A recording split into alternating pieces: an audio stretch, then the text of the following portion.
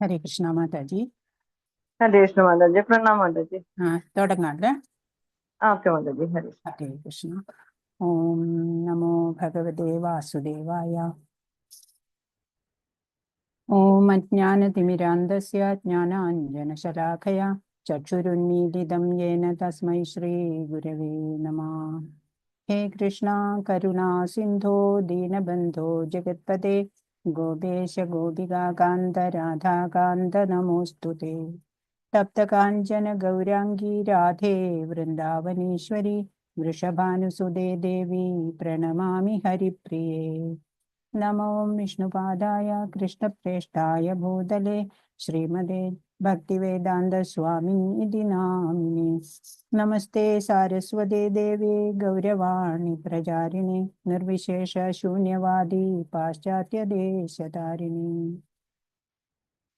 नमो विष्णुपादाय कृष्णप्रेष्ठाय भूतले श्रीमते जयपताका स्वामी इति नामिने। नमाचार्यपादाय निताय कृपप्रदायिने गौरकथा दामदया नगरग्रामतारिणे। जय श्री कृष्णा चैतन्य प्रभु नित्यानंद श्री अद्वैत गदाधर श्रीवासादि गौर भक्तवृंदा। हरे कृष्ण कृष्ण कृष्ण हरे हरे हरे राम राम राम हरे हरे। हरे कृष्ण कृष्ण कृष्ण हरे हरे हरे राम राम राम हरे हरे। श्री श्री राधा गोविंद की जय। श्री प्रभुपाद की जय। गुरु महाराज की जय। हरे कृष्ण। എല്ലാ ഭക്തർക്കും സ്വാഗതം. ഹരേ കൃഷ്ണ. ഇന്ന് നമ്മള് ഈശോപനിഷത്താണ് അല്ലെ നോക്കണത്. ഭഗവാന്റെ കാരുണ്യം ഉണ്ടെങ്കിൽ നമുക്ക് അതൊക്കെ ഗ്രഹിക്കാൻ സാധിക്കും അല്ലെ. വലിയ ഗഹനമായിട്ടുള്ള വിഷയങ്ങളാണ് അല്ലെ. നമ്മളതൊക്കെ നമ്മളെ പോലുള്ള സാധാരണക്കാർക്കൊക്കെ എത്ര തന്നെ മനസ്സിലാക്കാൻ സാധിക്കുമോ അറിയില്ല. എന്താണ് ഉപനിഷത്ത്? വേദങ്ങളുടെ ഭാഗം ആണ് അല്ലെ. വേദം എന്ന് പറഞ്ഞാലോ ശ്രുതി എന്നും പറയും.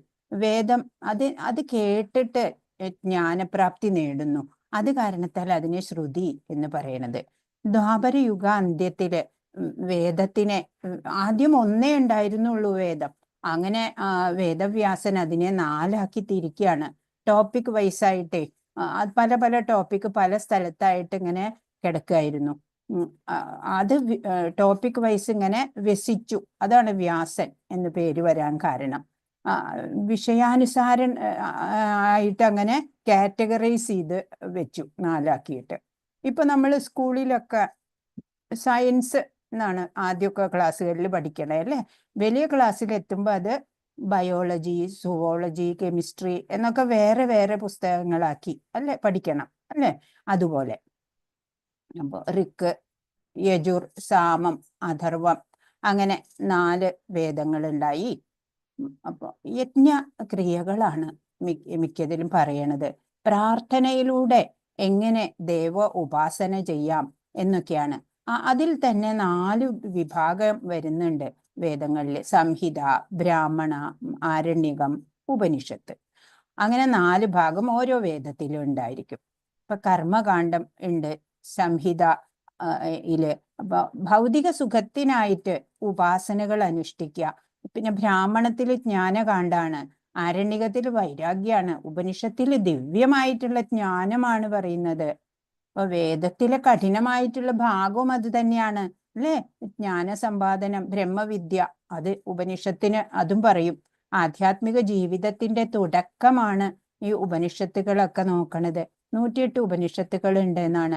അതിൽ 11 പ്രമുഖമായിട്ട് ഈശ, കേന, കഠ, മുണ്ടകം, പ്രശ്ന, ഭാണ്ഡൂക്യ, തൈത്തരിയ, ഏതരേയ, ചാന്തോക്യ, ബൃഹദാരണിക, ശ്വേതാശ്വേതരോപനിഷത്ത് അങ്ങനെയൊക്കെ. ഹരേ കൃഷ്ണ.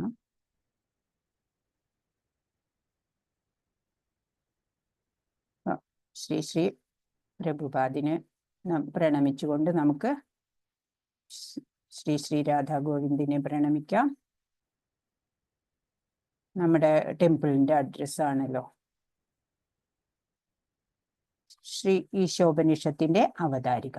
വേദവിജ്ഞാനത്തിന്റെ പ്രാധാന്യവും അത് സ്വീകരിക്കേണ്ടതിന്റെ ആവശ്യകതയുമാണ് നമ്മൾ മനസ്സിലാക്കുന്നത്. പ്രത്യേകമായും പൊതുവായും എടുത്തിട്ടുള്ള വേദങ്ങളുണ്ട്. ധ്യാനമുണ്ട്. ആദ്യം നമുക്കത് നോക്കണം. പിന്നെ ശ്ലോകം 1 മുതൽ 3 വരെയുള്ളതില് കൃഷ്ണനുമായുള്ള ബന്ധത്തിൽ കർമ്മം ചെയ്യുന്നത് കൊണ്ട് ലഭിക്കുന്ന പൂർണ്ണതയെക്കുറിച്ച് പറയുന്നു.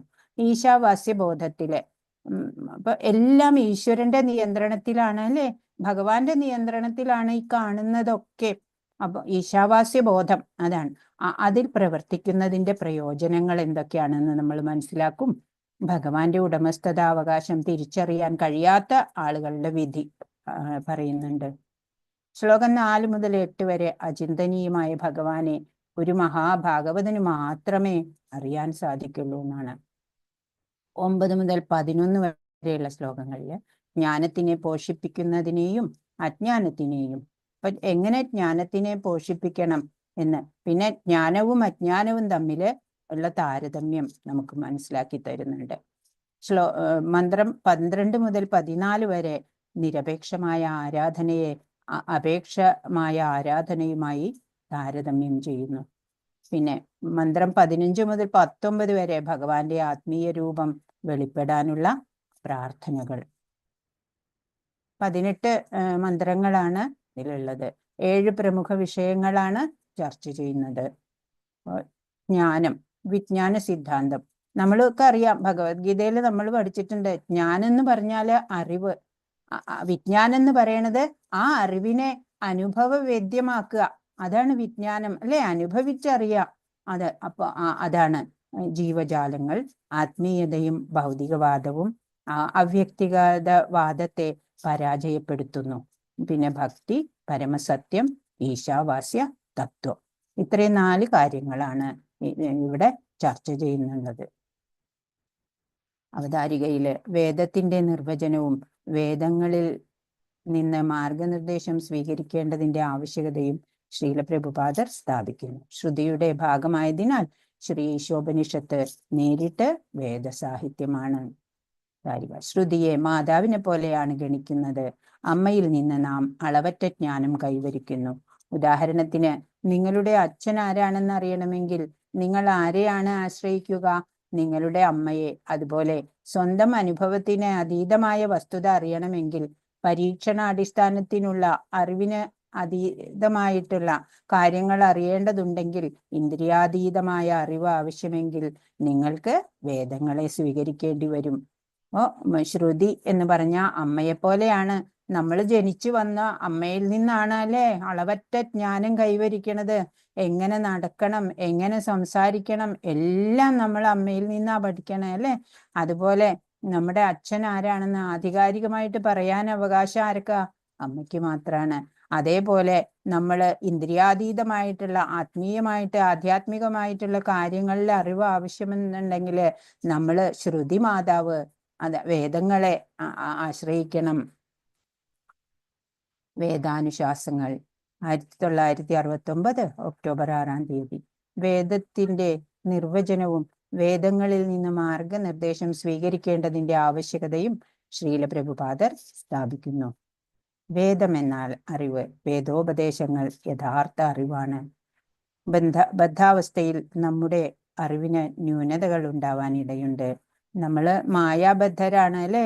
അതുപോലെ ഗുണത്തിന് അധീനരാണ് അല്ലെ. നമ്മള് മായാതീതരാവണം, ഗുണാതീതരാവണം. അപ്പോഴാണ് നമുക്ക് യഥാർത്ഥമായിട്ടുള്ള അറിവ് കൈവരുന്നത്. ശ്രുതിയുടെ ഭാഗമായതിനാൽ ശ്രീ ഈശോപനിഷത്ത് നേരിട്ട് വേദസാഹിത്യമാണ്. അപ്പൊ വേദത്തിന്റെ തന്നെ അവസാന ഭാഗമാണ് അല്ലെ വേദ അന്തം അല്ലെ ഉപനിഷത്ത്. വേദങ്ങളുടെ വിഭാഗങ്ങൾ പ്രസ്ഥാനത്രയം എന്നാണ് പറയാ. 3 വിഭാഗങ്ങളുണ്ട് വേദത്തിന്. ശ്രുതി പ്രസ്ഥാനം, സ്മൃതി പ്രസ്ഥാനം, ന്യായപ്രസ്ഥാനം. ശ്രുതി പ്രസ്ഥാനം എന്താണ് കേട്ടത്? യഥാർത്ഥ വേദം. വേദങ്ങളെ വേദവ്യാസൻ 4 വിഭാഗങ്ങളായി തിരിച്ചിട്ടുണ്ട്. സ്മൃതി പ്രസ്ഥാനം എന്ന് പറയുന്നത് ഋഷിമാര് സ്മരിക്കുന്നത്. താഴെ കൊടുത്തിരിക്കുന്ന ഒരു പുരാണങ്ങൾ, പുരാതനമായ പൂർണ്ണമായത് 18 പുരാണങ്ങളുണ്ട് നമുക്ക്. ഇതിഹാസങ്ങളുണ്ട്, മഹാഭാരതം, രാമായണം പോലെ വേദചരിത്രം. പിന്നെ മനുസ്മൃതി ഉണ്ട്. മൂന്നാമത് ന്യായപ്രസ്ഥാനം, വേദാന്ത സൂത്രം എന്ന് പറയും അതിന്, യുക്തി. ഇത് ശ്രുതി പ്രസ്ഥാനം, അത് ഭഗവാനിൽ നിന്ന് ആണ് അല്ലെ. എല്ലാ വേദങ്ങളും വന്നതും എല്ലാ വേദങ്ങളിലൂടെ മനസ്സിലാക്കേണ്ടതും ഭഗവാനെ തന്നെയാണ്. നമുക്ക് ഭഗവത്ഗീതയിലൂടെ നമ്മൾ പഠിച്ചു. അപ്പോൾ സ്മൃതി പ്രസ്ഥാനം എന്ന് പറഞ്ഞാല് നമ്മുടെ ഋഷിമാർക്ക് അത് അവര് ധ്യാനത്തിലൂടെ അനുഭവിച്ചറിഞ്ഞ അറിവ് അവര് നമുക്ക് എഴുതി പറഞ്ഞു തന്നിരിക്കുന്നതാണ്. വേദങ്ങൾ മുതൽ ഭാഗവതം വരെ ശാസ്ത്രങ്ങളിലൂടെ മുന്നേറുന്നു. കർമ്മകാണ്ഡാണ് അല്ലെ. വേദങ്ങളുടെ പല ആഗ്രഹ നിവൃത്തിക്കായിട്ട് ചെയ്യേണ്ട യജ്ഞങ്ങള്, കർമ്മങ്ങള് ഒക്കെ പറഞ്ഞു തരുന്നുണ്ട്. ജ്ഞാനം, ഉപനിഷത്ത് ജ്ഞാനമാണ്. ഭക്തി, ഇതിഹാസങ്ങള്, പുരാണങ്ങള്, ഭാഗവതം, ഇതൊക്കെ നമ്മൾ പഠിക്കുന്നത് നമ്മുടെ ഭക്തി വർദ്ധിക്കാൻ വേണ്ടി. ഹേമാദ്രി മുനിയുടെ മുക്തഫലം, പരമദിവ്യോത്തമ പുരുഷൻ സംസാരിക്കുന്ന പോലെയാണ് 4 വേദങ്ങളും നമ്മെ ഉപദേശിക്കുന്നത്. അവർ നമ്മുടെ പ്രിയ സുഹൃത്തിനെ പോലെയാണ് പുരാണങ്ങൾ നമ്മെ ഉപദേശിക്കുന്നത്. മഹാഭക്തന്മാരുടെ കവിതകൾ നമ്മോട് സംസാരിക്കുന്നത് അവർ നമ്മുടെ പ്രണയിനികളെ പോലെയാണ്. വേദങ്ങളും പുരാണങ്ങളും കാവ്യങ്ങളും ഭാഗവതം ശ്രദ്ധാപൂർവം പഠിക്കാൻ പറയുന്നു അല്ലേ. നമ്മളോടും എന്താ പറയണേ? ശ്രീമദ് ഭാഗവതം, അതുപോലെ ഭഗവത്ഗീത, ഇതൊക്കെ ശ്രദ്ധാപൂർവം പഠിച്ചാല് നമുക്ക് ഭഗവാനെ കുറിച്ചുള്ള പൂർണ്ണജ്ഞാനം കിട്ടുകയായി. വേദങ്ങൾക്കുള്ളിലെ കൂടുതൽ ഭാഗങ്ങൾ, സംഹിതകളുണ്ട്, ബ്രാഹ്മണങ്ങള്, ആരണ്യകങ്ങള്, ഉപനിഷത്തുക്കള്, അങ്ങനെ 4 വിഭാഗം. സംഹിതകൾ എന്ന് പറഞ്ഞാൽ മെട്രിക് ഗ്രന്ഥങ്ങളുടെ ശേഖരമാണ്, മന്ത്രങ്ങളാണ്. ബ്രാഹ്മണങ്ങൾ എന്ന് പറഞ്ഞാല് സാധാരണ ഭാഷയിലുള്ള ഗ്രന്ഥങ്ങൾ, സാങ്കേതിക ശൈലിയില് ഗൗരവമേറിയ ആചാരങ്ങളും അവയുടെ അർത്ഥത്തെക്കുറിച്ചും നിരവധി ബന്ധപ്പെട്ട വിഷയങ്ങളെക്കുറിച്ചും ചർച്ച ചെയ്യുന്നു. ആരണ്യകങ്ങള് പറഞ്ഞാല് വിജനഭൂമിയിലെ ഗ്രന്ഥങ്ങള്, അല്ലെങ്കിൽ വനത്തിലെ ഉപന്യാസങ്ങള്, അപകടകരമായ ആചാരങ്ങളുടെയും വിവിധ തരത്തിലുള്ള സാമഗ്രികളുടെയും ചർച്ചകൾ, അതൊക്കെ നമ്മൾ വെറുതെ ഒന്ന് മനസ്സിലാക്കിയാൽ മതി. നമ്മൾ അതിലേക്കൊന്നും അധികം പോണില്ല. ഉപനിഷത്തുക്കൾ പറഞ്ഞാല് വേദങ്ങളുടെ തത്വചിന്താ വിഭാഗങ്ങളാണ്. ജീവഗോസ്വാമിയുടെ തത്വസന്ദർഭം. വേദങ്ങൾ എല്ലാ സാഹിത്യങ്ങളിലും ഏറ്റവും മികച്ചതാണ്. അവ സ്വർണം പോലെയാണ്. പൂർത്തിയാകാത്ത സ്വർണവളകൾ ടിൻ ചേർത്തുകൊണ്ട് ശരിയായി പൂർത്തിയാക്കാൻ കഴിയില്ല അല്ലെ. അതുപോലെ മറ്റൊരു സാഹിത്യത്തിനും അവ വിശദീകരിക്കാൻ കഴിയില്ല. അപ്പോൾ വേദം അത് ഭഗവാനിൽ നിന്ന് വന്ന അറിവാണ് അല്ലെ. അതിനേക്കാൾ മികച്ചിട്ട് വേറൊന്നില്ല. ഒരു അർത്ഥത്തിൽ വേദങ്ങളും പുരാണങ്ങളും ചരിത്രങ്ങളും വ്യത്യസ്ത സാഹിത്യങ്ങളാണെങ്കിലും ഒരു അർത്ഥത്തിൽ അവയെല്ലാം ഒരേ വെളിപാടിന്റെ ഭാഗമാണ്. കാരണം അവ പരമദിവ്യോത്തമ പുരുഷൻ നേരിട്ട് ഉപദേശിച്ചതിനാൽ. ഉപനിഷത്ത് എന്നാല് ആത്മീയ ഗുരുവിന്റെ അടുത്തിരിക്കുക എന്ന, ഉപനിഷത്ത് അങ്ങനെ പറഞ്ഞാല് അതിന്റെ അർത്ഥം എന്ന് പറഞ്ഞാൽ അടുത്തിരിക്കുക, അടുത്തിരുന്നുകൊണ്ട് മനസ്സിലാക്കണം. അല്ലാണ്ട് ചുമ്മാ വായിച്ച് നമ്മൾ പോയത് കൊണ്ട് ഉപനിഷത്തിന്റെ ആ ഗഹനമായിട്ടുള്ള ആ തത്വം നമുക്ക് മനസ്സിലാക്കാൻ സാധിക്കില്ല എന്നാണ്. ഉപനിഷത്തിന്റെ ഭാഷ നിഗൂഢമാണ്. അതിനാൽ അതിനെ പലതരത്തിൽ വ്യാഖ്യാനിക്കാം. അതിനാൽ നമുക്ക് ഒരു യഥാർത്ഥ ഗുരുവിന്റെ മാർഗനിർദ്ദേശം ആവശ്യമാണ്. ചൈതന്യ ചരിതാമൃതം ആദ്യ ലീല ശ്രീ പ്രഭുപാദര് 108 ഉപനിഷത്തുക്കളുടെ പട്ടിക നൽകുന്നു. എന്നാൽ അതിലും കൂടുതലുണ്ട്. പ്രധാനപ്പെട്ടതാണ് 108. മിക്ക ഉപനിഷത്തുക്കളും സംബന്ധ തലത്തിലാണ്. അതായത് ജീവാത്മാ പരമാത്മാ ബന്ധം അതാണ് കാണിക്കുന്നത്. ഇവിടെ ഒരു ചാർട്ടാണ് തന്നിരിക്കുന്നത്. അത് സൗകര്യം പോലെ നിങ്ങൾ നോക്കി എല്ലാം പഠിക്കണം. അത് ശ്രുതി സ്മൃതി ആണ്. പരമസത്യം വെളിപ്പെടുത്തി തരുന്നതാണ് ശ്രുതി. സ്മൃതി ആണെങ്കിൽ ഋഷിമാരാല് രചിക്കപ്പെട്ടതാണ്. അപ്പോൾ ഇതില് സംഹിതകള്, ആരണ്യകങ്ങള്, ഉപനിഷത്തുക്കള്, ബ്രാഹ്മണങ്ങള്, അങ്ങനെയൊക്കെയാണ്. അപ്പൊ ഇതിൽ 2 കർമ്മകാണ്ഡാണ്, 2 ജ്ഞാനകാണ്ഡാണ്. വേദങ്ങൾ 4 ഉണ്ട്, അതൊക്കെ ഇവിടെ പറയണു. അങ്ങനെ പിന്നെ ഇവിടെ സ്മൃതിയിൽ പറയണത് ആചമനങ്ങള്, പുരാണങ്ങള്, തന്ത്രങ്ങള്, അങ്ങനെയൊക്കെ ഇവിടെ പറയുന്നുണ്ട് കുറെ. മീമാംസ, വേദാന്തം, ന്യായ, വൈശേഷിക, യോഗ എന്നൊക്കെ പതഞ്ജലി യോഗ അതിനെ പറ്റിയിട്ടൊക്കെയാണ് പറയണത്. നമ്മുടെ പുരാണങ്ങള് മഹാഭാരതം, രാമായണം, അങ്ങനെ എല്ലാത്തിൻ്റെയും കൂടി ഒരു ചാർട്ട് വൈസ് ഇവിടെ പറഞ്ഞിരിക്കുകയാണ്. ആത്മീയ ഗുരുവിന്റെ യോഗ്യതകള് മുണ്ടകോപനിഷത്തിലെ 1, 2, 12 പറയണത്. വേദങ്ങളിൽ ശ്രോത്രീയമായിട്ടുള്ള വേദങ്ങളില് നല്ല അറിവുള്ള ശരിയായ ഉറവിടത്തിൽ നിന്ന് അദ്ദേഹം വേദ സന്ദേശം ശരിയായി കേട്ടു. അവൻ ബ്രഹ്മനിഷ്ഠ ദൃഢമായി സ്ഥാപിതനാണ്, അല്ലെങ്കിൽ അതിൽ ശ്രദ്ധ കേന്ദ്രീകരിച്ചിരിക്കുന്നു. യഥാർത്ഥ അറിവിന് ഒരു യഥാർത്ഥ ആത്മീയ ഗുരുവിനെ ഒരാൾ സമീപിക്കണം. വൈദിക സാഹിത്യം പഠിച്ച് കൃഷ്ണനെ അന്വേഷിക്കണമെങ്കിൽ നമ്മൾ അമ്പരന്നു പോകുമെന്ന് പ്രഭുപാദർ വിശദീകരിക്കുന്നു. എന്നാൽ കൃഷ്ണനെ കുറിച്ച് നമുക്ക് അവന്റെ ഭക്തനിൽ നിന്ന് എളുപ്പത്തിൽ പഠിക്കാം. അപ്പോൾ നാം ആ ഉപദേശങ്ങൾ വിനയപൂർവ്വം കേൾക്കുകയും ഉൾക്കൊള്ളുകയും വേണം. എന്താണ് ഈ വായിച്ചു പഠിക്കുക, അതല്ലെങ്കിൽ പുസ്തകത്തിനെ മാത്രം, സാഹിത്യത്തിനെ മാത്രം ഒക്കെ ആശ്രയിച്ച് ഭഗവാനെ അറിയാൻ ശ്രമിച്ചാല് നമുക്ക് വിസ്മയം ഉണ്ടാവും എന്നാണ് പ്രഭുപാദ് പറയണേ.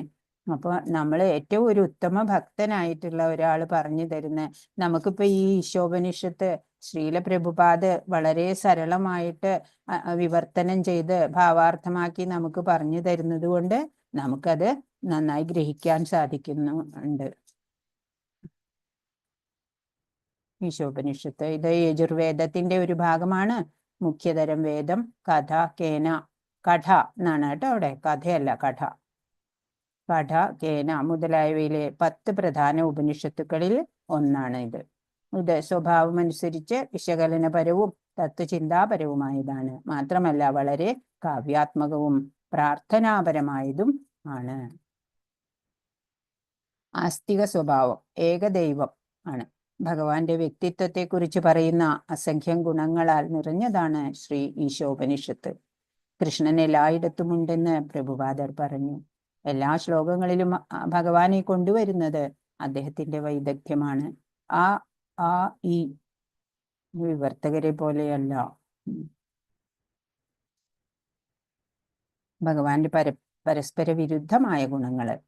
ഭഗവാൻ ചലിക്കുന്നുണ്ട്, ചലിക്കാതിരിക്കുകയും ചെയ്യുന്നുണ്ട്. അതൊക്കെ പോകെ പോകെയുള്ള മന്ത്രങ്ങളിലൂടെ ഒന്നും കൂടെ നമ്മൾ വിശദമായി പഠിക്കും. വളരെ വിദൂരസ്ഥനെങ്കിലും സമീപസ്ഥനുമാണ്. സകലതിൻ്റെയും അകത്തും പുറത്തും സ്ഥിതി ചെയ്യുന്നു. സ്വധാമസ്ഥനെങ്കിലും മനസ്സിനേക്കാൾ വേഗത കൂടിയവനുമാണ്. മനുഷ്യന്റെ അറിവിന്റെ 4 ന്യൂനതകള്, നമ്മൾ സാധാരണക്കാരായ മനുഷ്യരെ അല്ലെ, അവർക്ക് 4 ന്യൂനതകളുണ്ട്. തെറ്റുപറ്റും, മായയ്ക്ക് വശംവദനാണ്, ചതിക്കാനുള്ള പ്രവണതയുണ്ട്, അപൂർണമാണ് ഇന്ദ്രിയങ്ങൾ. അറിവിന്റെ പരിപൂർണമായ ഉറവിടം നമ്മുടെ ഇന്ദ്രിയങ്ങൾ അപൂർണമാണ്. അതിനാൽ നമുക്ക് പരിപൂർണമായ അറിവ് ലഭിക്കില്ല. ആർക്കും അത് നൽകാനും കഴിയില്ല. വിവരങ്ങളുടെ ഉറവിടം എന്ന നിലയിൽ നാം വിശ്വസനീയമല്ലാത്തതിനാൽ, മനുഷ്യർ സമാഹരിച്ചിട്ടില്ലാത്ത വേദങ്ങൾ നമുക്ക് പരിപൂർണമായ അറിവ് നൽകുന്നു. വേദങ്ങൾ അതീന്ദ്രിയമാണ്, ഇന്ദ്രിയങ്ങൾക്കും അപ്പുറാണ്. വൈദിക തത്വങ്ങൾ സത്യപ്രമാണ രീതിയിലുള്ള സത്യമായി സ്വീകരിക്കപ്പെടുന്നു. മനുഷ്യജ്ഞാനത്തിന്റെ ക്രോഡീകരണമല്ല വേദങ്ങൾ, ശിഷ്യ പരമ്പരയിലൂടെ വരുന്നതാണ്. പ്രധാന സാമ്യങ്ങൾ ചാണകവും ശംഖും. ഇപ്പൊ ചാണകം വളരെ പരിശുദ്ധമായിട്ട് കണക്കാക്കപ്പെടുകയാണ് അല്ലെ, വിശുദ്ധ വസ്തുവാണ്. പക്ഷെ അതേസമയം അതൊരു മൃഗത്തിന്റെ മലമാണ്. എന്നാലും അത് എല്ലാ ശുദ്ധി വരുത്താൻ ഉപയോഗിക്കുന്നുണ്ട്. അതുപോലെ ശംഖും അങ്ങനെ തന്നെ അല്ലെ, ഒരു ജീവിയുടെ തോടാണ്, എങ്കിലും അത് എല്ലാ പൂജ കാര്യങ്ങൾക്ക് ഉപയോഗിക്കുന്നുണ്ട്. വേദങ്ങൾ അമ്മയെ പോലെയാണ് അല്ലെ, അമ്മയിൽ നിന്നാണ് ജ്ഞാനമൊക്കെ നമ്മൾ കുഞ്ഞുകുട്ടിയായിരിക്കുമ്പോൾ സ്വീകരിക്കണേ. അതുപോലെ അറിവ് നേടുന്നതിനുള്ള 3 വഴികള്: പ്രത്യക്ഷ പ്രമാണം, അനുമാന പ്രമാണം, ശബ്ദ പ്രമാണം.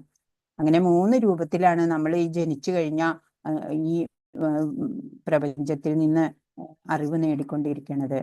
അറിവ് നേടുന്നതിനുള്ള 2 പ്രക്രിയകള്, ഒന്ന് നിഗമനാണ്, ആരോഹണ പ്രക്രിയ, ഒന്ന് അനുമാനാണ്. നിഗമനം സ്വയം യത്നത്തിലൂടെ മനസ്സിന്റെയും ഇന്ദ്രിയങ്ങളും ഉപയോഗിച്ച് ഉയരാണ്. അനുമാനം എന്ന് പറഞ്ഞാൽ ഭഗവാനിൽ നിന്ന് വരുന്ന അല്ലെങ്കിൽ ഗുരു പരമ്പരയിൽ നിന്ന് വേദങ്ങളിൽ നിന്നൊക്കെയുള്ള അറിവ് തന്നെ അനുമാനം.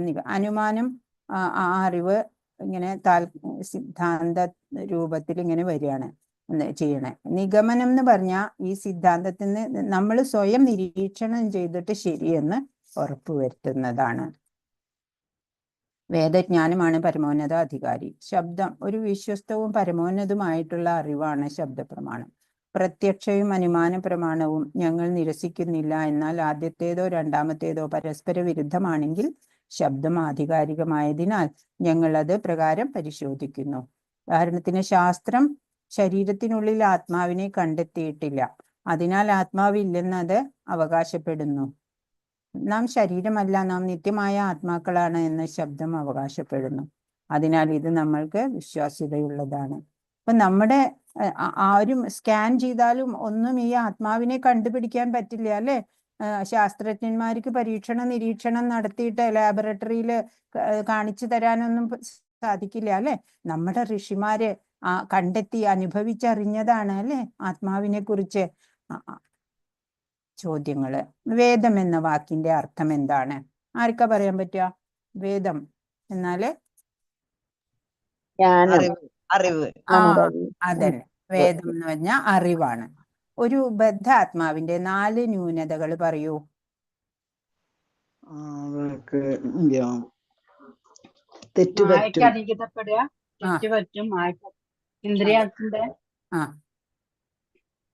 ശ്രദ്ധിക്കാനുള്ള, വഞ്ചിക്കാനുള്ള പ്രവണത. ഇന്ദ്രിയങ്ങള് അപൂർണാണ്. 3 പ്രമാണങ്ങൾ പറയൂ. 3 പ്രമാണങ്ങൾ.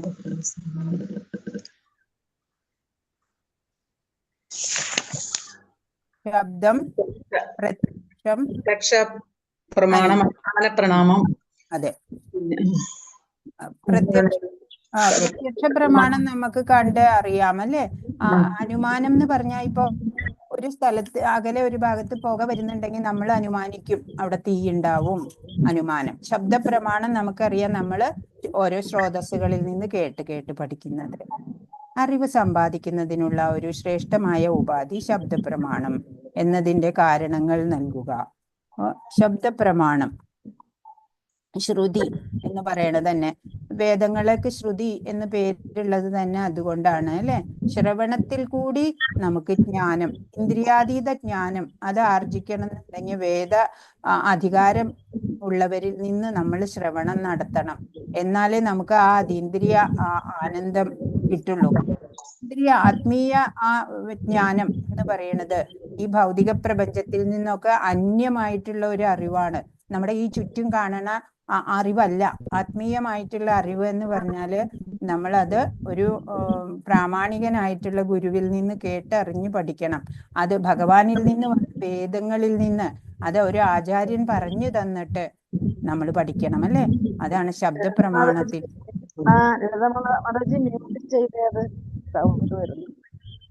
സൗണ്ട് വരുന്നില്ലേ? ഇപ്പൊ കേൾക്കാമോ? കേൾക്കുന്ന ലളിത മാതാജിയോട് പറഞ്ഞതാ മ്യൂട്ട് ചെയ്യാന്. ഹരേ കൃഷ്ണ. ഹരേ കൃഷ്ണ. ഹരേ കൃഷ്ണ. പിന്നെ ഉപാധി ശബ്ദപ്രമാണം. ഭൗതിക ലോകത്തിലെ 2 വിഭാഗത്തിൽപ്പെട്ട അറിവ് പട്ടികപ്പെടുത്തുക. അതാണ് അല്ലെ ഈ ഇതെന്താ പറയാ, അനുമാനം, നിഗമനം നമ്മൾ കണ്ടു. അപ്പോ മനുഷ്യര് നശ്വരനാണ്, മനുഷ്യൻ നശിക്കുന്നതാണ് എന്ന് പറയുമ്പോ അത് അനുമാനമാണ് അല്ലെ. നിഗമനം എന്ന് പറയണതോ സ്വപ്രയത്നത്തിലൂടെ നമ്മൾ മനസ്സും ഇന്ദ്രിയങ്ങളും ഉപയോഗിച്ച് നിരീക്ഷണം നടത്തിയിട്ട് ശരി എന്ന് പറയണതാണ് നിഗമനം. അപ്പോ അനുമാനം എന്ന് പറഞ്ഞാൽ നമ്മള് പറഞ്ഞറിയുന്ന കാര്യങ്ങളാണ്. ഇപ്പൊ നമ്മുടെ അച്ഛനൊക്കെ പറയാണ് മനുഷ്യൻ നശ്വരനാണ്, നശിക്കുന്നതാണ്. അപ്പൊ മറ്റുള്ളവരും പറയും അല്ലെ, അമ്മയും പറയും അതെ അതെ മനുഷ്യൻ നശിക്കുന്നതാണ്. അതൊക്കെ അനുമാനം. നിഗമനം എന്ന് പറഞ്ഞാൽ നമ്മൾ സ്വന്തമായിട്ട് നമ്മുടെ മനസ്സും ഇന്ദ്രിയം ഉപയോഗിച്ചിട്ട് നിരീക്ഷണം നടത്തിയിട്ട് ശരി എന്ന് പറയണത്. യഥാർത്ഥ ഗുരുവിന്റെ 2 യോഗ്യതകൾ പറയൂ. യഥാർത്ഥ ഗുരു ശരിയായിട്ടുള്ള സ്രോതസ്സിൽ നിന്ന് കേട്ട് പഠിച്ച ആളായിരിക്കണം യഥാർത്ഥ ഗുരു. അല്ലെങ്കിൽ നമുക്കത് വിശ്വാസ്യനായിട്ടുള്ള ഗുരു ആയിരിക്കില്ല. അതുപോലെ ഈ ഗുരുവിന് ഈ ബ്രഹ്മത്തില് ശരിയായ രീതിയിൽ മനസ്സുറച്ചിട്ടുള്ള ആളായിരിക്കണം. അത് സത്യസാക്ഷാത്കാരം നേടിയ ആളായിരിക്കണം ഗുരു എന്നാണ്.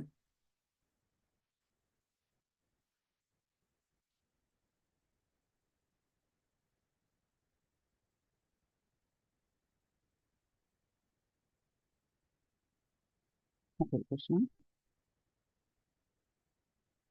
നമ്മള് വേദാന്തം എന്നാല് പരമമായ ജ്ഞാനം, അതാണ് അല്ലെ ഉപനിഷത്ത്.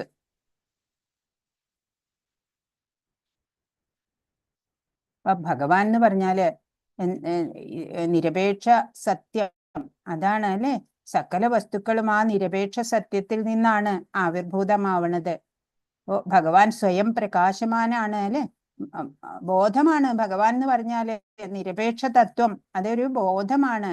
മറ്റുള്ളവരിൽ നിന്ന് വിജ്ഞാനം ലഭിച്ചിട്ടാണ് നമ്മള് ബോധവും ജ്ഞാനവും ഒക്കെ ആർജിക്കണത്. എന്നാ ഭഗവാനോ ആ ഭാസുര തേജസ്വിയാണ് ഭഗവാൻ. ഭഗവാന് ആരുടെയും സഹായം ആവശ്യം, നമ്മളെപ്പോലുള്ളവർക്കാണ് അറിവ് നേടേണ്ടത്. ഭഗവാൻ അറിവാണ് അല്ലെ. ഭഗവാനിൽ നിന്നാണ് എല്ലാ അറിവും വന്നിട്ടുള്ളത്. ഹരേ കൃഷ്ണ. ഇനി അടുത്തത് ധ്യാനമാണ്. ശ്രീ ശ്രീ ശീലപ്രഭുപാദ്. അപ്പൊ നമ്മൾ പറഞ്ഞു വേദം എന്ന വാക്കിന്റെ അർത്ഥം, ഇത് നമ്മൾ നോക്കിയതാണ്, ബദ്ധാത്മാവിന്റെ ന്യൂനതകൾ. ഇതൊക്കെ വേദങ്ങളുടെ 3 വിഭാഗങ്ങള്: ശ്രുതി, പ്രസ്ഥാനം, സ്മൃതി, ന്യായം. സംഹിതകള്, ബ്രാഹ്മണങ്ങള്, ആരണ്യകങ്ങള്, ഉപനിഷത്തുക്കള്, അങ്ങനെ 4 വിഭാഗം. ഉപനിഷത്ത് ആത്മീയ ഗുരുവിന്റെ അടുത്തിരിക്കുക, ഇതൊക്കെ നമ്മൾ കഴിഞ്ഞതിൽ കണ്ടതാണ്. യജുർവേദത്തിന്റെ ഒരു ഭാഗമാണ് ഈശോപനിഷത്ത്. ധ്യാനം ആണ്. ഹരേ കൃഷ്ണ. ഓം പൂർണ്ണമദ പൂർണ്ണമിദം പൂർണ്ണാത് പൂർണ്ണമുദച്യതേ പൂർണ്ണസ്യ പൂർണ്ണമാദായ പൂർണ്ണമേവാവശിഷ്യതേ. ഓം ശാന്തി ശാന്തി ശാന്തി. അപ്പോ ഇതാണ് ധ്യാനം. ഒന്ന് വായിക്കൂ, ആരെങ്കിലും ഒന്ന് വായിക്കൂ ധ്യാനം. ഓം പൂർണ്ണമദ പൂർണ്ണമിദം പൂർണ്ണാൽ പൂർണ്ണമുദച്യതേ പൂർണ്ണസ്യ പൂർണ്ണമാദായ പൂർണ്ണമേവാവശിഷ്യതേ. ഓം ശാന്തി ശാന്തി ശാന്തി. ഹരേ കൃഷ്ണ. പരമദിവ്യോത്തമ പുരുഷൻ സത്യവും പൂർണ്ണവുമാകയാൽ അദ്ദേഹത്തിൽ നിന്ന് ഉത്ഭവിക്കുന്ന ഈ പ്രാതിഭാസിക പ്രപഞ്ചവും അതുപോലെ മറ്റുള്ളവയും പരിപൂർണമാണ്. പൂർണ്ണതയിൽ നിന്നും ഉണ്ടാകുന്ന എന്തും സ്വയം പൂർണ്ണങ്ങളാണ്. ഭഗവാൻ സമ്പൂർണനാകയാൽ അദ്ദേഹത്തിൽ നിന്നും അനേകം പൂർണ്ണങ്ങൾ ഉത്ഭവിച്ചാലും അവിടുന്ന് സമ്പൂർണനായി തന്നെ അവശേഷിക്കുന്നു. പരമദിവ്യോത്തമൻ പുരുഷൻ സത്യമാണ്, പൂർണ്ണമാണ് അല്ലെ. അതുകൊണ്ട് തന്നെ ആ ഭഗവാനിൽ നിന്ന് ഉത്ഭവിക്കുന്ന ആ പ്രാതിഭാസിക പ്രപഞ്ചം, ഈ കാണുന്ന ഈ പ്രപഞ്ചം, അതുപോലെ എല്ലാം പരിപൂർണമായതാണ്. പൂർണ്ണതയിൽ നിന്നുണ്ടാകുന്ന എന്തും പരിപൂർണമാവാനേ തരവുള്ളൂ അല്ലെ. അപ്പൊ ഭഗവാൻ സമ്പൂർണനാണ്. അപ്പൊ അദ്ദേഹത്തിൽ നിന്ന് അനേകം പൂർണ്ണങ്ങൾ വന്നാലും അദ്ദേഹത്തിന് എന്തെങ്കിലും കോട്ടം വരുമോ? ഇല്ല. അവിടുന്ന് അപ്പോഴും സമ്പൂർണനായിട്ട് തന്നെ അവശേഷിക്കും എന്നാണ്. പരമദിവ്യോത്തമ പുരുഷൻ സത്യവും പൂർണ്ണവുമാണ്. അദ്ദേഹത്തിൽ നിന്ന് ഉദ്ഭവിക്കുന്ന ഈ പ്രാതിഭാസിക പ്രപഞ്ചവും അതുപോലെ മറ്റുള്ളവയും പരിപൂർണമാണ്. പൂർണ്ണതയിൽ നിന്നും ഉണ്ടാകുന്ന എന്തും സ്വയം പരിപൂർണങ്ങളാണ്. ഭഗവാൻ സമ്പൂർണനാകയാൽ അദ്ദേഹത്തിൽ നിന്നും അനേകം പൂർണ്ണങ്ങൾ ഉത്ഭവിച്ചാലും അവിടുന്ന് സമ്പൂർണനായി തന്നെ അവശേഷിക്കുന്നു. അതാണ് ഈ ധ്യാന ശ്ലോകത്തിന്റെ അർത്ഥം. 3 ഭാവങ്ങളിൽ പൂർണ്ണത എന്ന ആശയം പ്രഭുപാദർ പറയുന്നുണ്ട്. പരമദിവ്യോത്തമ പുരുഷൻ സത്ത് ചിത്ത് ആനന്ദ വിഗ്രഹനാണ്. നിരാകാര ബ്രഹ്മ സാക്ഷാത്കാരം എന്നത് അവിടുത്തെ സ്വഭാവത്തിന്റെ അഥവാ സനാതനത്വത്തിന്റെ സാക്ഷാത്കാരം മാത്രമേ ആകുന്നുള്ളൂ. പരമാത്മ സാക്ഷാത്കാരമാവട്ടെ സത്ത് ചിത്ത് എന്നീ സവിശേഷതകൾ ഉൾക്കൊള്ളുന്ന അവിടുത്തെ അനശ്വരതയും പൂർണ്ണജ്ഞാനവുമാണ്. എന്നാൽ പരമദിവ്യോത്തമ പുരുഷൻ അഥവാ ഭഗവാൻ സത്ത്, ചിത്ത്, ആനന്ദം എന്നീ അവിടുത്തെ എല്ലാ അതീന്ദ്രിയ ഗുണങ്ങളുടെയും സാക്ഷാത്കാരമാണ്. സച്ചിദാനന്ദ പരബ്രഹ്മമാണ് അല്ലേ ഭഗവാൻ. അപ്പോ സച്ചിദാനന്ദ വിഗ്രഹനാണ് ഭഗവാൻ. അപ്പോ ഭഗവാൻ ഈ എല്ലാ വിശേഷതകളും സത്ത്, ചിത്ത്, ആനന്ദം എല്ലാം അവിടുത്തെ ആ അനശ്വരത, ആ പൂർണ്ണജ്ഞാനം എല്ലാം കാണിക്കുന്നതാണ് ആ വാക്കുകൾ. സച്ചിദാനന്ദ സ്വരൂപനായിട്ടുള്ള ആ ഭഗവാൻ എല്ലാ അതീന്ദ്രിയ ഗുണങ്ങളുടെയും സാക്ഷാത്കാരം, റിസർവോയർ എന്ന് പറയാം അല്ലെ. എല്ലാം പരിപൂർണമായിട്ട് ഭഗവാനിലാണ് ഉള്ളത്. ഭഗവാനിൽ നിന്നാണ് എല്ലാം നമുക്ക് എല്ലായിടത്തും കിട്ടുന്നത്. ഹരേ കൃഷ്ണ. ഒരാൾ പരമപുരുഷനെ സാക്ഷാത്കരിക്കുമ്പോൾ അയാൾ നിരപേക്ഷ സത്യത്തിന്റെ ഈ ഭാവങ്ങളൊക്കെ പൂർണ്ണമായി സാക്ഷാത്കരിക്കുന്നു. സത്ത്, ചിത്ത്, ആനന്ദം അങ്ങനെയുള്ള ആ 3 ഭാവങ്ങളും പരിപൂർണം ഒരാള് ഭഗവാൻ എന്നുള്ള രീതിയിൽ സാക്ഷാത്കരിക്കുമ്പോ 3 തരത്തിൽ സാക്ഷാത്കരിക്കാമെന്ന് നമ്മൾ പറഞ്ഞു അല്ലെ. ബ്രഹ്മൻ, പരമാത്മാ, ഭഗവാൻ എന്ന്. അതില് ഭഗവാൻ എന്നുള്ള രീതിയിൽ സാക്ഷാത്കരിക്കുമ്പോൾ എല്ലാ ഈ സച്ചിത്ത്, ആനന്ദം ഇത് 3 ഈ ഭാവങ്ങളൊക്കെ പൂർണ്ണമായിട്ട് സാക്ഷാത്കരിക്കപ്പെടും. വിഗ്രഹം എന്നാൽ രൂപം എന്നാണ്. അങ്ങനെ പൂർണ്ണസത്ത രൂപരഹിതമല്ല അല്ലെ. ചിലവര് പറയൂല്ലേ നിരാകാരം ആണ് ഭഗവാൻ. അല്ല, ഭഗവാന് ആകാരമൊക്കെ ഉണ്ട്. പൂർണ്ണസത്ത രൂപരഹിതം അല്ല. കൃഷ്ണനില്ലാതെ പ്രപഞ്ചം അപൂർണമാണ്. ഈ ഭൗതിക ലോകത്തിൽ നിന്ന് പുറത്തു കടക്കാൻ കൃഷ്ണൻ നമുക്ക് ഒരു സമ്പൂർണ്ണ ക്രമീകരണം ചെയ്തിട്ടുണ്ട് അല്ലെ. ഭഗവത്ഗീതയിലൊക്കെ നമ്മൾ പഠിച്ചു. ഇത് ആരുടെയാണ്? ഏത് ഡീറ്റിയാണ് പറയൂ?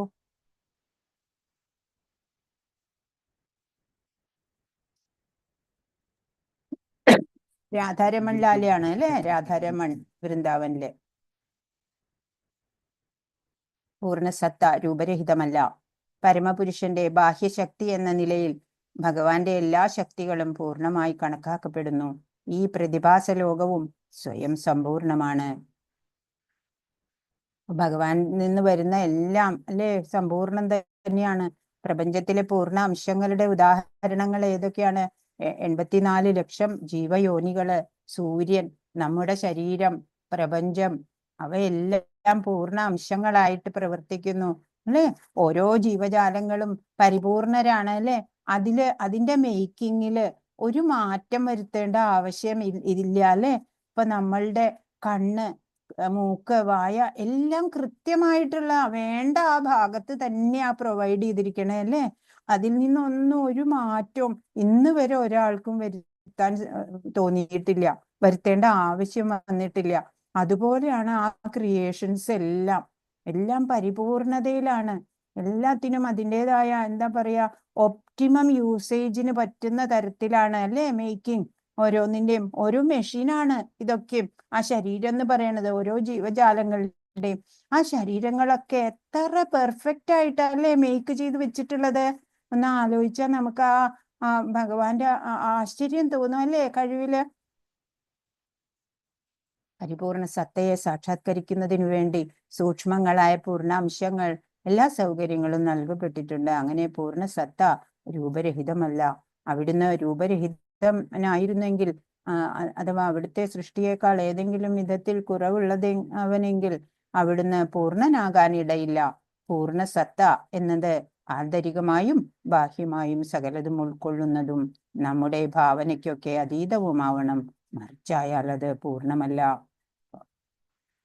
എല്ലാം ഉൾക്കൊള്ളുന്നതാണ് ഈ പൂർണ്ണ സത്ത എന്ന് പറയുന്നത്. അപ്പൊ നമ്മുടെ ഭാവനയ്ക്ക് അതീതാണ് അല്ലെ. നമുക്ക് ഭാവന ചെയ്യാൻ പോലും സാധ്യല്ല. ഇവിടെ കൊടുത്തിരിക്കുന്നത് രാധാമാധവ്, ഇത് കൃഷ്ണ ബൽറാം. ജീവാത്മാവ് തന്റെ പൂർണ്ണതയെ എങ്ങനെ തിരിച്ചറിയും എന്നാണ്. ഭഗവാൻ എന്ന് പറഞ്ഞാല് എല്ലാ അതീന്ദ്രിയ ഗുണങ്ങളുടെയും സാക്ഷാത്കാരാണ്. ഒരാള് പരമപുരുഷനെ സാക്ഷാത്കരിക്കുമ്പോൾ അയാൾ നിരപേക്ഷ സത്യത്തിന്റെ ഈ ഭാവങ്ങള് സത്ത്, ചിത്ത്, ആനന്ദം എന്നുള്ള ഭാവങ്ങളെയും സാക്ഷാത്കരിക്കുന്നു എന്ന് പറഞ്ഞു.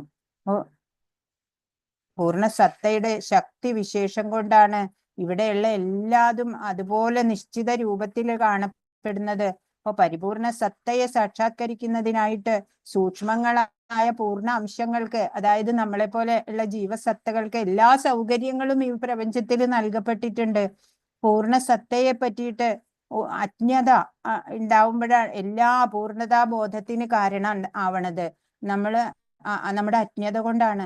മനുഷ്യജന്മം എന്നുള്ളത് ജീവസത്തയുടെ പൂർണ്ണ ബോധത്തിലുള്ള ആവിഷ്കാരം തന്നെയാണ്. പക്ഷെ നമ്മൾ അത് അറിയണില്ല എന്ന് മാത്രം.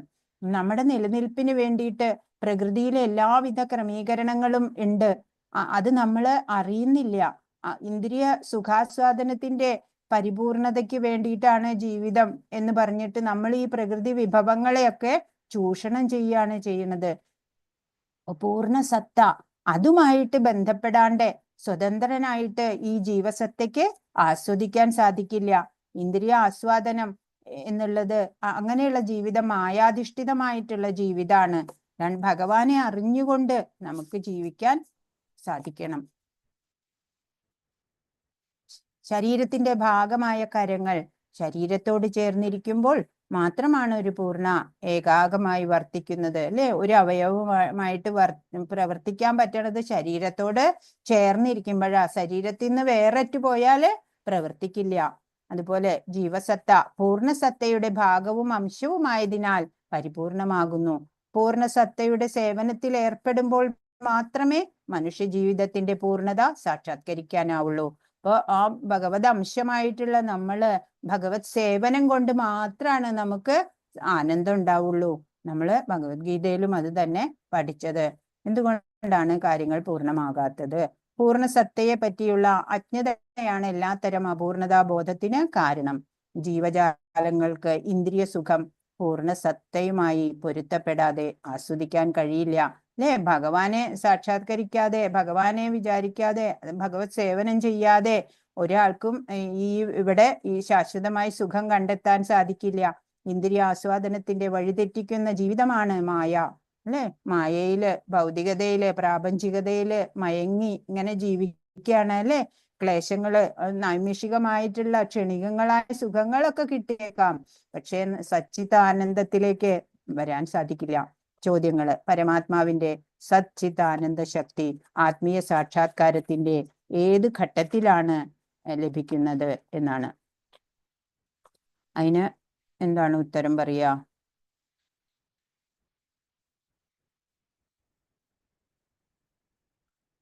എല്ലാ അതീന്ദ്രിയ ഗുണങ്ങളുടെയും സാക്ഷാത്കാരമാണ് ഭഗവാനെ സാക്ഷാത്കരിക്കുമ്പോൾ. ആ നിരപേക്ഷ സത്യത്തിന്റെ ഈ ഭാവങ്ങളൊക്കെ നമുക്ക് പൂർണ്ണമായിട്ട് സാക്ഷാത്കരിക്കാൻ സാധിക്കണം. അപ്പോഴാണ് നമുക്ക് ഇതൊക്കെ ഗ്രഹിക്കാൻ സാധിക്കുള്ളൂ.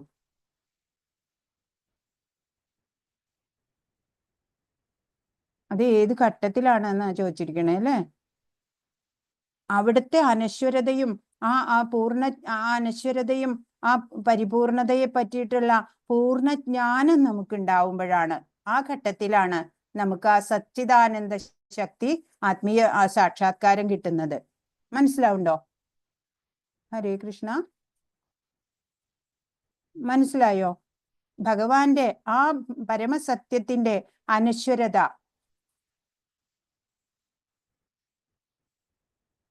കേൾക്കാമോ മാതാജി? കേൾക്കാമോ? കേൾക്കുന്നു മാതാജി. ഹരേ കൃഷ്ണ. ആദ്യത്തെ ചോദ്യത്തിന്റെ ഉത്തരം മനസ്സിലായോ? അതായത് ഭഗവാന്റെ ഇപ്പൊ ഇതിൽ ചോദിച്ചത് എന്താ? പരമാത്മാവിന്റെ സച്ചിദാനന്ദ ശക്തി ആത്മീയ സാക്ഷാത്കാരത്തിന്റെ ഏത് ഘട്ടത്തിലാണ് ഗ്രഹിക്കാന്ന്. ഭഗവാനെ കുറിച്ചിട്ട് നമ്മൾ എപ്പോഴാ മനസ്സിലാവണേ? ആ ഭഗവാന്റെ ആ അനശ്വരത, ആ ഭഗവാന്റെ സർവേശ്വരത്വം, സർവജ്ഞത്വം, ആ പരിപൂർണത, അത് എപ്പോഴാണോ നമ്മൾ ഉൾക്കൊള്ളുന്നത്, അതെപ്പോഴാണോ നമ്മൾ മനസ്സിലാക്കുന്നത്, ആ ഘട്ടത്തിലാണ്, അല്ലെ? എല്ലാ അതീന്ദ്രിയ ഗുണങ്ങളുടെയും സാക്ഷാത്കാരമായിട്ട് ആ പരമപുരുഷനെ കാണണം, അല്ലെ? അറിയണം. അപ്പോഴാണ് നമ്മള് ആ നിരപേക്ഷ സത്യത്തിന്റെ ഭാവങ്ങളൊക്കെ പൂർണ്ണമായിട്ട് സാക്ഷാത്കരിക്കണത്. എന്താണ് ആ ഭാവങ്ങള്? സത്ത്, ചിത്ത്, ആനന്ദം എന്നുള്ള ആ 3 ഭാവങ്ങള്. അത് സാക്ഷാത്കരിക്കുന്നത് എപ്പോഴാണ്? ആ ഭഗവാന്റെ അവിടുത്തെ കുറിച്ചുള്ള ആ അനശ്വരത, ആ സർവേശ്വരത്വം, ഭഗവാന്റെ സർവജ്ഞത്വം, പരിപൂർണത്വം, അതൊക്കെ പൂർണ്ണമായിട്ട് നമ്മൾ മനസ്സിലാക്കുക. അങ്ങനെ വരുന്ന വേളയിലാണ് നമുക്ക് ഗ്രഹിക്കാൻ പറ്റുന്നത്. ഹരേ കൃഷ്ണ. മനസ്സിലായി എന്ന് വിചാരിക്കണു. മനസ്സിലായോ? മനസ്സിലായി മാതാജി. വിശദീകരിക്കുക. പൂർണ്ണ സത്ത എങ്ങനെയാണ് എന്ന്, രൂപരഹിതമല്ലാത്തതാണോ എന്ന്. പരിപൂർണ സത്തയ്ക്ക് അനന്തമായിട്ടുള്ള ശക്തികളുണ്ട് അല്ലെ? അതുപോലെ തന്നെ ആ ശക്തികളൊക്കെ അവിടുത്തെ ആ പൂർണ്ണങ്ങൾ വരുന്ന അവിടുന്ന് വന്നിട്ടുള്ള ആ പൂർണ്ണതകൾക്കും ആ ശക്തികൾ, അനന്തമായിട്ടുള്ള ശക്തികളൊക്കെ ഉണ്ട്. അതുകൊണ്ട് തന്നെ ഈ പ്രാതിഭാസികമായിട്ടുള്ള ലോകം സ്വയം സമ്പൂർണമാണ് എന്ന് പറയണത്. ഭൗതിക പ്രപഞ്ചം എന്ന് പറയണത് സുസജ്ജമാക്കിയിട്ടാണ് ഉള്ളത് അല്ലെ? ഭഗവാനാൽ സജ്ജമാക്കപ്പെട്ടിട്ടാണ്. ഇപ്പോ ഈ പൂർണ്ണ സത്യത്തിന്റെ ഈ ശക്തി വിശേഷം കൊണ്ടാണ് എല്ലാം ഇവിടെ നടന്നു വരുന്നത് അല്ലെ? അപ്പൊ രൂപരഹിതമല്ലാത്തത് എന്ന് വിശദീകരിക്കുമ്പോ അതല്ലെങ്കിൽ എല്ലാം ഒരു പൂർണ്ണ അംശമായിട്ട് സൃഷ്ടിക്കുന്നത്, അതിന് ഉദാഹരണങ്ങളും കൊടുക്കണം. നമ്മളിപ്പോ കണ്ടുല്ലോ, ഉദാഹരണം കണ്ടു. ഭൗതിക ലോകം, ജീവസത്തകള് 84 ലക്ഷം അല്ലെ, ജീവികള്, സൂര്യൻ, ഇതൊക്കെയും പൂർണ്ണമാണ്. അതാണ് അതിന്റെ ഉദാഹരണം. പൂർണ്ണ അംശമായിട്ട് സൃഷ്ടിച്ചിട്ടുള്ളത് ഭഗവാൻ. അതൊക്കെയാണ് അതിന്റെ ഉദാഹരണങ്ങള്. മനസ്സിലാവുണ്ടോ? ഹരേ കൃഷ്ണ. കാര്യങ്ങൾ അപൂർണമായി കാണാനുള്ള കാരണം എന്താണ് എന്നാണ്. അപ്പോ പൂർണ്ണ സത്തയെ പറ്റിയിട്ട് അജ്ഞത തന്നെയാണ് നമുക്ക് അപൂർണമായിട്ട് കാണാനുള്ള കാരണം. നമ്മളുടെ അറിവില്ലായ്മ, അതാണ് അജ്ഞത. പൂർണ്ണ സത്തയെ പറ്റിയിട്ട് അറിയണമെങ്കിൽ നമ്മൾ ഭഗവാനെ കുറിച്ചുള്ള എല്ലാ കാര്യങ്ങളിലും സമ്പൂർണമായിട്ടുള്ള ജ്ഞാനം നേടണം. അതാണ് വൈദിക ജ്ഞാനം അല്ലെ, ആത്മീയ ജ്ഞാനം എന്നൊക്കെ പറയണേ. അത് പൂർണ്ണ സത്തയെ പറ്റിയുള്ള അജ്ഞത കൊണ്ടാണ് കാര്യങ്ങളൊക്കെ അപൂർണമായി കാണുന്നത്. മനസ്സിലായോ? അജ്ഞതയാണ് കാരണം. ഹരേ കൃഷ്ണ. ഇന്ദ്രിയ ആസ്വാദനത്തിന്റെ ഭൗതിക ജീവിതം ഒരു ഡാഷ് ആണ്. എന്താണ് ഇന്ദ്രിയ ആസ്വാദനത്തിന്റെ? അതൊരു മായയാണ് അല്ലെ? മായയിൽപ്പെട്ടവരാണ് ഇന്ദ്രിയാസ്വാദനത്തിന് വേണ്ടിയിട്ടാണ് ഈ ഭൗതിക ജീവിതം എന്ന് കണക്കാക്കുന്നത്. ഹരേ കൃഷ്ണ.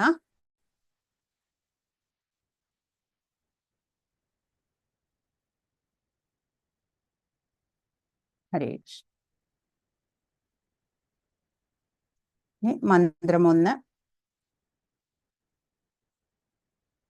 മന്ത്രം 1 മുതൽ 3 വരെ ഭഗവാനുമായിട്ട് ഐക്യത്തോടെ ജീവിക്കണ കാര്യത്തിനെ കുറിച്ചാണ് പറയുന്നത്. മന്ത്രം 1 എല്ലാം ഈശ്വരൻ്റെതാണ് എന്നാണ് കാണിക്കുന്നത്. പറയാം. ഹരേ കൃഷ്ണ. ഈശാവാസ്യമിദം സർവം യത്കിം ജഗത്യാം ജഗത് തേന ത്യക്തേന ഭുഞ്ജീത മാ ഘൃത കസ്യ സ്വിദ്ധനം.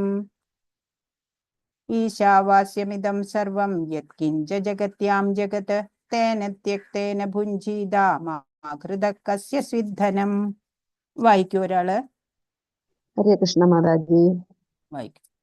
ഈശാവാസ്യമിദം സർവം യത്കിഞ്ച ജഗത്യാം ജഗത് തേന തക്തേന ഭുഞ്ജീത മാ ഘൃത കസ്യ സ്വിദ്ധനം. ഹരേ കൃഷ്ണ. ഹരേ കൃഷ്ണ. പ്രപഞ്ചത്തിലുള്ള സർവചരാചരങ്ങളും ഈശ്വരന്റെ ഉടമസ്ഥതയിലുള്ളതും ഈശ്വരനാൽ നിയന്ത്രിക്കപ്പെടുന്നതുമാണ്. അതുകൊണ്ട് ഒരുവൻ തനിക്കായി നീക്കിവെക്കപ്പെട്ട അർഹമായ വസ്തുവകകൾ മാത്രം സ്വീകരിക്കുക. മറ്റുള്ളവരുടെ ധനം ആശിക്കരുത്. പ്രപഞ്ചത്തിനകത്തുള്ള സർവചരാചരങ്ങളും അല്ലെ ഭഗവാനാണ് എല്ലാത്തിന്റെയും നിയന്താവ്. എല്ലാം ഭഗവാനിൽ നിന്ന് വന്നതാണ് അല്ലെ, എല്ലാം ഭഗവാനാൽ നിയന്ത്രിക്കപ്പെടുന്നതാണ്. അത് കാരണം ഒരാള് അവനവന്റെ കോട്ട മാത്രം എടുക്കുക അല്ലെ, റേഷനിൽ കോട്ട എന്നൊക്കെ പറയില്ലേ, അതുപോലെ നമുക്ക് എന്താണോ നമുക്കായിട്ട് നീക്കി വെച്ചിട്ടുള്ളത് മാത്രം, നമുക്ക് അർഹമായത് മാത്രമേ നമ്മൾ സ്വീകരിക്കാവൂ. മറ്റുള്ളവരുടെ ധനോ എന്തും ആശിക്കരുത്.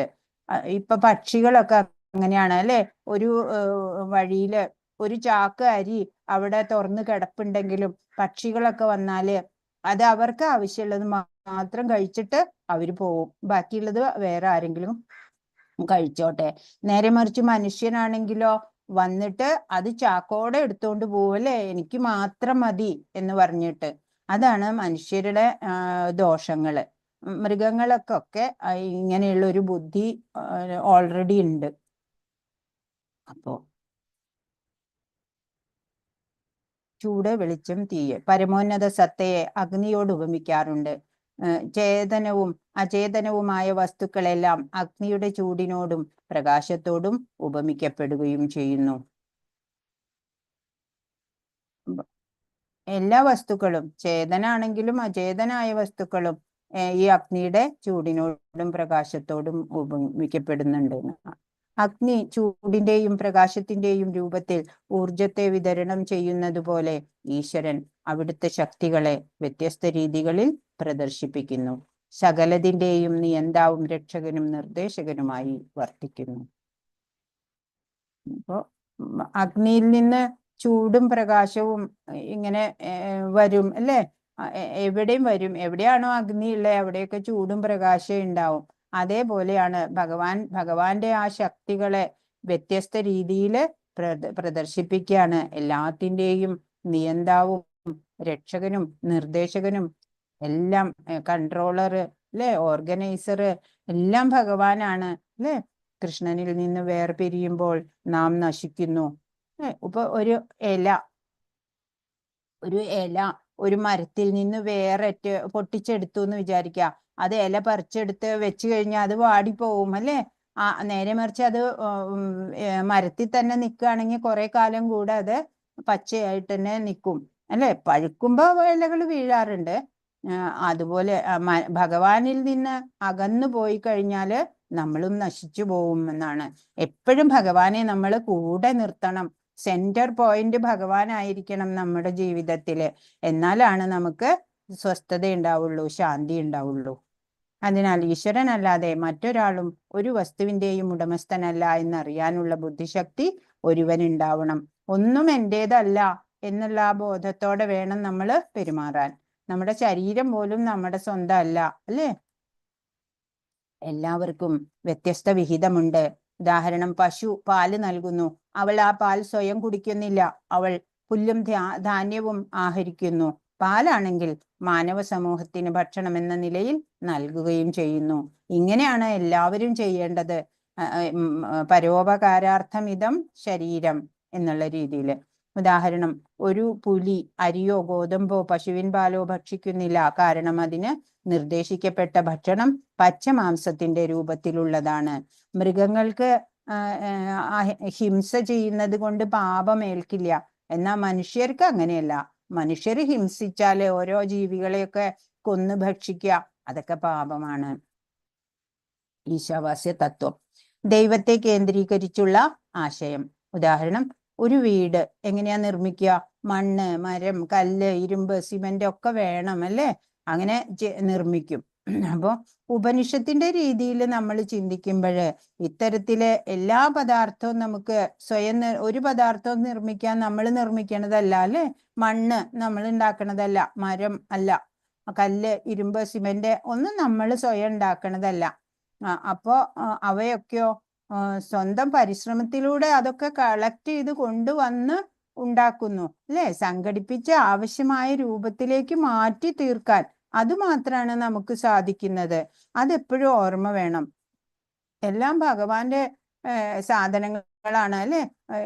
എല്ലാ മെറ്റീരിയലും ഭഗവാനിൽ നിന്ന് കിട്ടിയതാണ് നമുക്ക്. അത് ഉപയോഗിച്ച് നമ്മൾ വീടുണ്ടാക്കണു. അപ്പൊ ആ വീട് ആരുടെയാ? അത് ഓർമ്മ വേണം നമുക്ക്. കഠിനാധ്വാനം വഴി രൂപവൽക്കരണം നടത്തിയ ഒരു തൊഴിലാളിക്ക് അതുകൊണ്ട് മാത്രം ഒരു വസ്തുവിന്റെ ഉടമസ്ഥത അവകാശപ്പെടാൻ വയ്യ.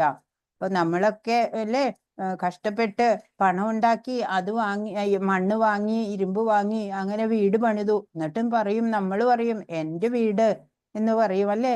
ആ ഭഗവാൻ അതൊക്കെ ഈ പ്രകൃതിയിൽ സ്വരൂപിച്ചിട്ടില്ല എന്നുണ്ടെങ്കിൽ നമ്മൾ എങ്ങനെ വീട് പണിയും?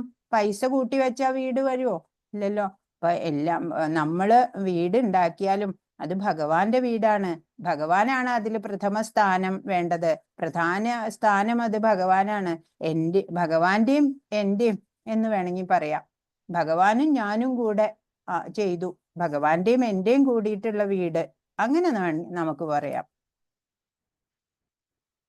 സ്വന്തം വിഹിതം പിന്തുടരുന്നില്ലെങ്കിൽ എന്ത് സംഭവിക്കും? പൂച്ചകളെയും പട്ടികളെയും പോലെ കലഹിക്കുന്നത് മനുഷ്യവിഹിതമല്ല. പൂച്ചകളും പട്ടികളും കലഹിക്കുന്നതിനാൽ പാപസ്പർശമേൽക്കുന്നില്ല. എന്നാൽ മനുഷ്യന് പാപകർമ്മങ്ങൾ ഉണ്ടാകുന്നു. മനുഷ്യൻ എന്ന് പറഞ്ഞാല് വിശേഷ ബുദ്ധി കൊടുത്തിട്ടുണ്ട് ഭഗവാൻ അല്ലേ. അതുകൊണ്ട് അവർക്ക് ഈ കലഹം പട്ടികളെ പൂച്ചകളെ പോലെ കലഹിക്കാനുള്ളതല്ല. അങ്ങനെയൊക്കെ വരുമ്പോ പാപം ഉണ്ടാവണു. മനുഷ്യൻ മൃഗങ്ങളുടെ വിഹിതം ഉപയോഗിച്ചാൽ അവനൊരു മൃഗമാവും. അപ്പൊ നമ്മള് എന്താ ചെയ്യാ? ഇവിടെയൊക്കെ എല്ലാവരും ഈ അലഞ്ഞു തിരിയണ നായ്ക്കളൊക്കെ ഇല്ലേ, അവർക്കൊക്കെ ദിവസവും ആഹാരം കൊണ്ടേ കൊടുക്കും. ഇവിടുത്തെ ആൾക്കാർ അങ്ങനെയാ ചെയ്യുക. പാല് കൊടുക്കുക, അതുപോലെ ബ്രെഡൊക്കെ പാലിൽ ഇട്ടിട്ട് കൊടുക്കുക. അങ്ങനെയൊക്കെ അവര് ഈ ഗുജറാത്തീസൊക്കെ എപ്പോഴും കാണാം. എത്രയോ നായകൾ അലഞ്ഞു തിരിയണേ, വിശന്നിട്ടേ ആരും ഒന്നും കൊടുക്കാനില്ല. അതുപോലെ നമ്മള് കാണുന്ന നമ്മുടെ ചുറ്റും കാണുന്ന ജീവികൾക്ക് ഒക്കെ വിശപ്പിന് എന്തെങ്കിലും കൊടുക്കുക. അങ്ങനെയൊക്കെ അതൊക്കെയാണ് ഒരു മനുഷ്യത്വം എന്ന് പറയണത് അല്ലേ. അപ്പൊ രണ്ട് പാർട്ടികളുടെയും കയ്യിൽ ആറ്റം ബോംബ് ഉണ്ടെങ്കിൽ എന്താ ചെയ്യുക? രണ്ടും തമ്മിൽ തല്ലി നശിക്കും അല്ലേ. പട്ടികൾക്കും പൂച്ചകൾക്കും ഉപദേശം നൽകാൻ ഈശോപനിഷത്തിന് സാധ്യാവോ? ഇല്ല അല്ലേ. ബുദ്ധി കോമൺ സെൻസ് ഉള്ളവർക്ക് ഉള്ള മനുഷ്യന് മാത്രമേ അതുകൊണ്ട് ഉപകാരമുള്ളൂ അല്ലേ. അപ്പോ ആചാര്യന്മാരിലൂടെ മനുഷ്യവർഗത്തിന് ഈശ്വര സന്ദേശം നൽകാൻ ഈശോപനിഷത്തിന് സാധിക്കും. അപ്പൊ നമ്മള് മൃഗീയമായിട്ട് മൃഗങ്ങള് പോലെയല്ല നമ്മള് ജീവിക്കേണ്ടത് എന്നാണ്. അപ്പൊ ഈശ്വരനല്ലാതെ മറ്റൊരാളും ഒരു വസ്തുവിന്റെയും ഉടമസ്ഥനല്ല എന്നുള്ള അറിയാൻ ബുദ്ധിശക്തി നമുക്ക് ഉണ്ടാവണം. അപ്പൊ നമുക്കായിട്ട് നീക്കി വെച്ചിട്ടുള്ള വിഹിതം മാത്രമേ നമ്മൾ സ്വീകരിക്കാവൂ. അങ്ങനെയൊക്കെ കുറെ തത്വങ്ങളാണ് നമുക്ക് ഈശോപനിഷത്ത് പറഞ്ഞു തരുന്നത്. ഇപ്പൊ പരമോന്നത സത്ത, നിരപേക്ഷ വ്യക്തിഭാവമായിട്ടുള്ള ആ ദൈവതം ഒരു പരിപൂർണ വ്യക്തിയാണ്. തൻ്റെ വൈവിധ്യമാർന്ന ശക്തി വിശേഷം കൊണ്ട് സകലതിനെയും ക്രമവൽക്കരിക്കും ഭഗവാൻ അല്ലേ. ആവശ്യമായിട്ടുള്ള പൂർണ്ണവും പരിശുദ്ധമായുമായിട്ടുള്ള ബുദ്ധിശക്തി കൊണ്ടാണ് ചേതനവും അചേതനവുമായ വസ്തുക്കള് അതൊക്കെയും അഗ്നിയുടെ ചൂടിനോടും പ്രകാശത്തിനോടും ഒക്കെ ഉപമിക്കപ്പെടാം നമുക്കതിനെ. ഊർജത്തിനെ വിതരണം ചെയ്യണത് ഈക്വൽ ആയിട്ടാണ് അല്ലെ എല്ലാവർക്കും. അതുപോലെ ആ ഭഗവാന്റെ ശക്തികളെ വ്യത്യസ്ത രീതികളിൽ പ്രദർശിപ്പിക്കപ്പെടുന്നുണ്ട് നമുക്ക് ചുറ്റും. സകലതിൻ്റെയും നിയന്താവും രക്ഷകനും നിർദ്ദേശകനും ഭഗവാനാണ്. വൈവിധ്യങ്ങളായ ശക്തിയുടെ ഉറവിടം ഭഗവാനാണ്. അചിന്ത്യമായ ഐശ്വര്യം, ശക്തി, കീർത്തി, സൗന്ദര്യം, ജ്ഞാനം, വിരക്തി എന്നിവയൊക്കെ പരിപൂർണതയില് ഭഗവാനിലാണ് ഉള്ളത് അല്ലേ. പിന്നെ പരമദിവ്യോത്തമ പുരുഷന്റെ ആ ഉടമസ്ഥാവകാശം അത് നമ്മള് അംഗീകരിക്കണം. അല്ലാത്ത പക്ഷം നമ്മുടെന്ന് അവകാശപ്പെടുന്നവയൊക്കെ നമ്മള് കവർന്നെടുത്തതാണ് അല്ലെ പ്രകൃതിയിൽ നിന്ന്, അല്ലാതെ നമ്മൾ ഉണ്ടാക്കിയതല്ല. പ്രകൃതി നിയമത്താലുള്ള ശിക്ഷയ്ക്ക് നമ്മള് വിധേയരായി തീരും. അല്ലാന്നുണ്ടെങ്കിൽ എല്ലാം ഭഗവാന്റേതാണ് എന്ന് വേണം നമ്മള് മനസ്സിലാക്കാൻ. സ്വന്തം രക്ഷയെ ലക്ഷ്യമാക്കി സമാധാനത്തിനെ ലക്ഷ്യമാക്കിയിട്ടും എല്ലാവരും ഈശോപനിഷത്തിന്റെ ഈ നിർദ്ദേശങ്ങളൊക്കെ അനുസരിക്കണം. വൈദിക ശാസനങ്ങള് അവയ്ക്ക് വേണ്ടി ഉദ്ദേശിച്ചിട്ടുള്ളത് അല്ല, ഈ മൃഗങ്ങൾക്ക് വേണ്ടിയിട്ടല്ല. മനുഷ്യജന്മം അതിന് മാത്രമാണ്. ചുമതലാബോധത്തോട് കൂടിയിട്ടുള്ള ഒരു ജന്മാണ് മനുഷ്യജന്മം. അതുകൊണ്ട് ഈ വൈദിക ശാസനങ്ങളൊക്കെ നമ്മള് അറിയണം, അതൊക്കെ അനുസരിക്കണം. പ്രകൃതി നിയമം അത് ലംഘിച്ചതിന് നമ്മൾ അല്ലെങ്കിൽ ഉത്തരവാദിയാവും, ശിക്ഷിക്കപ്പെടും.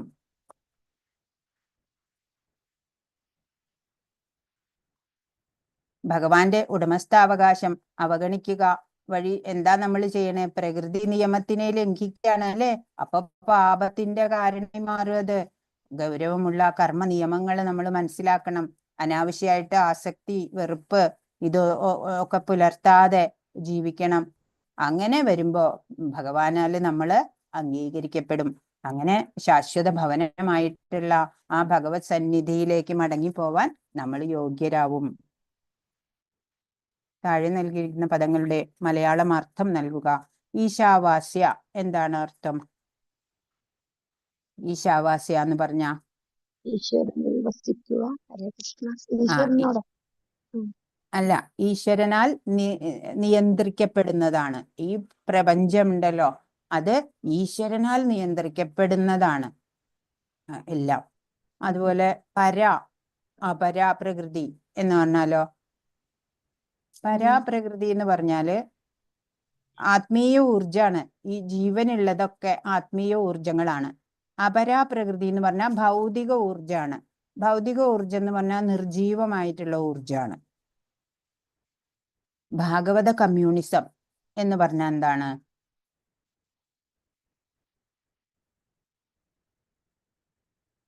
അപ്പൊ നമ്മുടെ കർമ്മ നിയമങ്ങൾ നമ്മൾ മനസ്സിലാക്കണം. എന്താണ് ഒരു മനുഷ്യനായിട്ട് ജനിച്ചാല് നമ്മൾ എന്താ മൃഗങ്ങളെ പോലെ അല്ലേ നമ്മൾ ജീവിക്കേണ്ടത്? അപ്പൊ കർമ്മ നിയമങ്ങൾ നമുക്ക് അറിയണം. ഒന്നിനോടും അനാവശ്യമായിട്ട് ആസക്തിയോ വെറുപ്പോ പുലർത്താതെ നമ്മൾ വേണം ജീവിക്കാൻ. സത്ത, ആ പരമപ്രഭു, ആ ഭഗവാനെ നമ്മൾ അറിഞ്ഞ് അംഗീകരിക്കാൻ, ഭഗവാന്റെ ആ സ്റ്റാറ്റസ് അത് മനസ്സിലാക്കിയിട്ട് നമ്മൾ ഭഗവാനെ അംഗീകരിക്കണം. അങ്ങനെ വരുമ്പോഴാണ് അങ്ങനെ ഭഗവാന് വേണ്ടിയിട്ട് നമ്മൾ ഭഗവത്ഗീതയിലും പഠിച്ചില്ലേ, കൃഷ്ണാവബോധത്തോടെ ഭക്തിയുത സേവനത്തിൽ മുഴുക. അങ്ങനെ ഏത് ഇന്ദ്രിയങ്ങളും ഭഗവാന്റെ പ്രസന്നതയ്ക്കായിക്കൊണ്ട് പ്രവർത്തിപ്പിക്കാൻ ശ്രദ്ധിക്കുക. അങ്ങനെ നമ്മൾ ജീവിച്ചു വരണം. അപ്പോഴാണ് നമ്മൾ ഭഗവത് ധാമത്തിലേക്ക് മടങ്ങിപ്പോകാന് ഉള്ള യോഗ്യത പ്രാപ്തി നേടുന്നത്. അത് തന്നെയാണ് ഭാഗവത കമ്മ്യൂണിസം. അപൗരുഷേയ എന്ന് പറഞ്ഞാൽ എന്താണ്?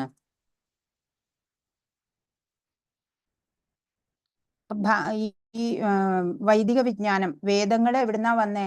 ഭഗവാനിൽ നിന്ന് വന്നു അല്ലേ? അപ്പൊ വൈദിക വിജ്ഞാനം അത് ഭഗവാനാലെ അരുളി ചെയ്യപ്പെട്ടതാണ്. അപ്പൊ അതിന്റെ ഉറവിടം ഏതാണ്? ഭഗവാനാണ് അല്ലെ?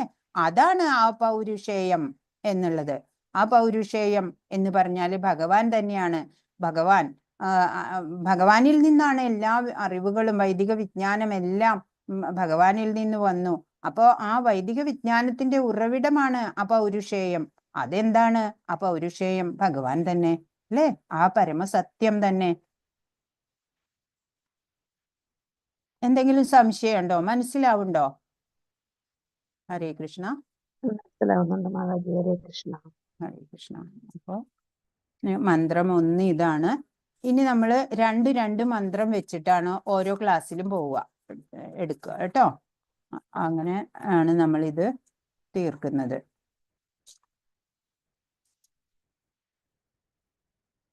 സർവം ശ്രീകൃഷ്ണാർപ്പണമസ്തു. ഹരേ കൃഷ്ണ കൃഷ്ണ കൃഷ്ണ ഹരേ ഹരേ, ഹരേ രാമ രാമ രാമ ഹരേ ഹരേ.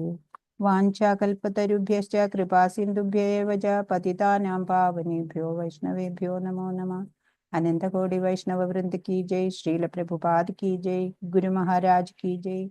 ഹരേ കൃഷ്ണ. സംശയം? എല്ലാവരും അറ്റൻഡൻസ് ഇട്ടില്ലേ? 2-3 പേര് ഇട്ടില്ല തോന്നുന്നു.